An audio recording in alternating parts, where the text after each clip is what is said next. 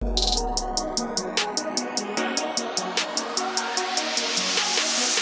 is Raptors Today, and the Toronto Raptors are taking on the Portland Trail Blazers, a 17-win team.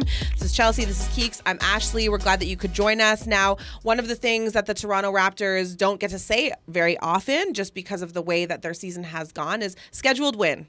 Scheduled win, and I think that they have the opportunity here to come out on top against the Portland Trail Blazers. And this game, because you know what? One of the things I like about Portland's roster is that it does read like kind of like a deep-cut cult favorite roster.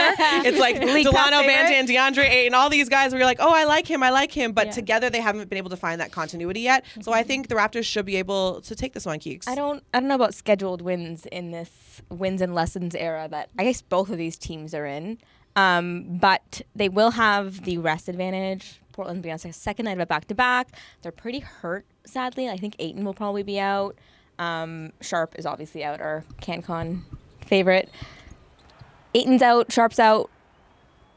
Scoot might be coming back that night, so that could be a win. But I don't know.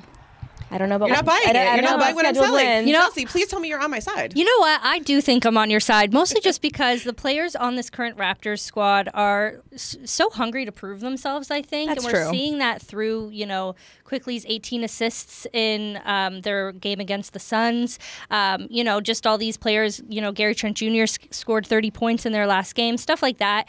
And I think they're just so hungry to win that will maybe overshadow some of the other stuff that's going on. And I think that they're just like, they want to win. I mean, these young guys, they're always competing to win. And so, sometimes I'm not for the scheduled win, scheduled losses campaign, just because these players at the end of the day, when you talk to them, all they want to do is win. So it's hard to. Blazers play pretty hard too. Yeah, so exactly. That's the only thing that I would say. But offensively, obviously, they're not good, and they've struggled all year. So that could be something that is helpful for the Raptors, especially to figure out some of their defensive schemes. Right. Well, with Scottie being kind of out of the mix as well, you lose such a versatile defender, somebody who can guard the point of attack, somebody who can be really impactful on help side. But you said they're not good offensively, and you know what? That might be an impartial statement because the facts and the stats are the stats. But Anthony 28th offensively. Anthony Simons, he's a bright spot for them? Yes. He's been on a tear since he got back. I think 23 points or something, 21 since he's been back, and that's been really good. And especially with all of their injuries, he'll probably be the only one that'll score. Which is nice, though, because then you can game plan around somebody that you can focus on. Yeah, so 22.8 points per game on average this season, 43% from the field. You think the Raptors defensively can handle this without Scottie Barnes?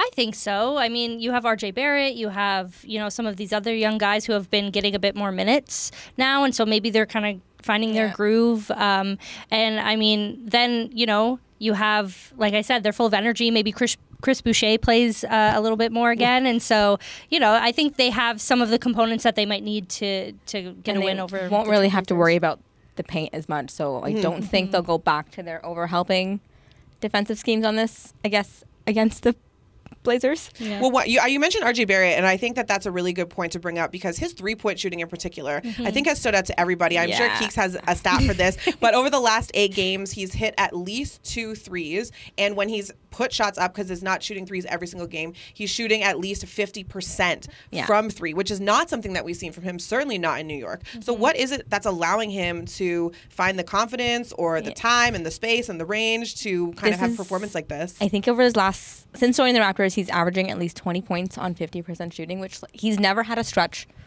this efficient for this long before in his career, even when he was with New York. The longest he's ever averaged that is 15 games. So this is pretty it's the best he's ever been. New and different. It's the best he's ever been. It's I guess the perks of a different offense and more.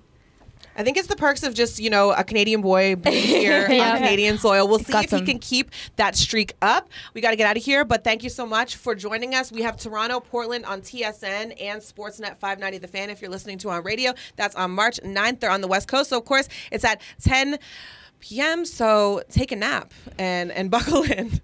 So before we get out of here, we have to give a shout out to our producer Jasmine and our intern Anna. Thank you guys so much. This was an all-female cast for International Women's Day. We'd like to thank MLSC and Jakey Jake for making this happen. For Chelsea, for Keeks, myself, Ashley, and the girls in the background who really make everything happen. Thank you for joining us today on Raptors Today. Thanks for watching the Toronto Raptors YouTube channel.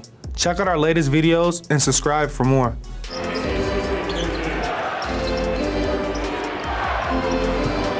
Answers back.